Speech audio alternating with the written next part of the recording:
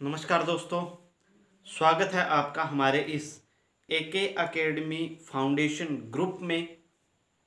आज हम बात करने वाले हैं एक करंट के मुद्दे की, जो मुद्दा वर्तमान में काफ़ी चर्चा के अंदर चल रहा है।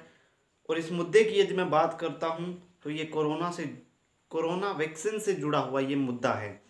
इस मुद्दे को समझ करके कुछ लोगों की जो कोरोना वैक्सीन को लेकर के भ्रांतियां हैं वो दूर होगी। और इसके अलावा ये जो है वो बहुत ही हमारे लिए सुखद जो है वो न्यूज़ बनने वाली है। तो आज हम बात करने वाले हैं पब्लिक हेल्थ की।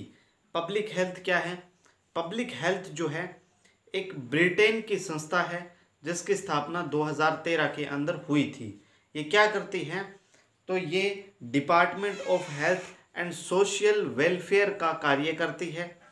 और ये जो है ये स्वास्थ्य संबंधी जितनी भी असमानताएं हैं उनको दूर करने का प्रयास करती है।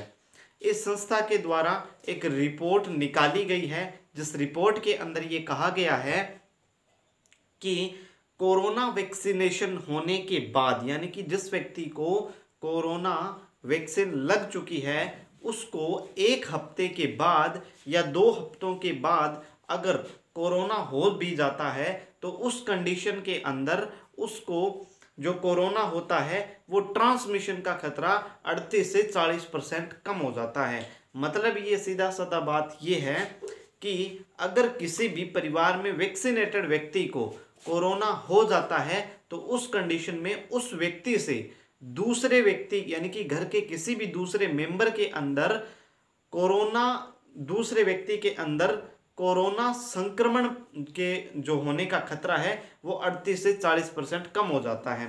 दूसरी बात यह है कि कोरोना वैक्सीनेशन होने के बाद भी व्यक्ति के अंदर जो कोरोना के सिम्टम्स हैं उनके अंदर भी 60 से 65% की ही प्रोबेबिलिटी हमको दिखाई देती है। इस कोरोना वैक्सीन को लेकर के एक ट्रायल हुआ। ये जो ट्रायल है 27,000 परिवारों के 57,000 लोगों के ऊपर इस ट्रायल की पुष्टि की गई।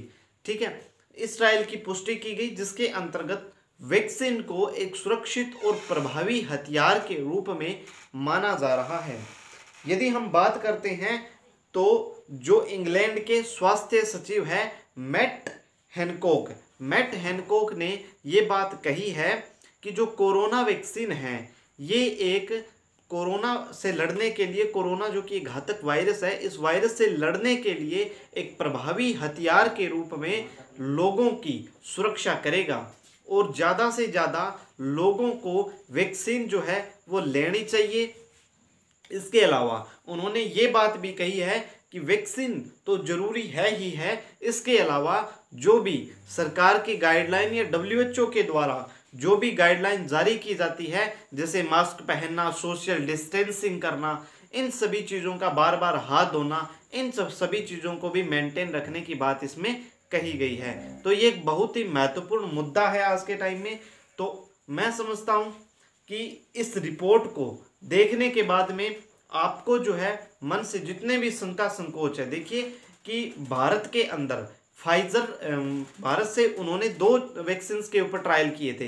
कौन सी? फाइजर और एस्ट्राजेनिका जो वर्तमान में भारत में कोविशील्ड के नाम से चल रही है, इसके ऊपर उन्होंने क्या किया था? ट्रायल किया था। और इस ट्रायल के अंदर उन्होंने जो है वो इस बात की पुष्टि की है।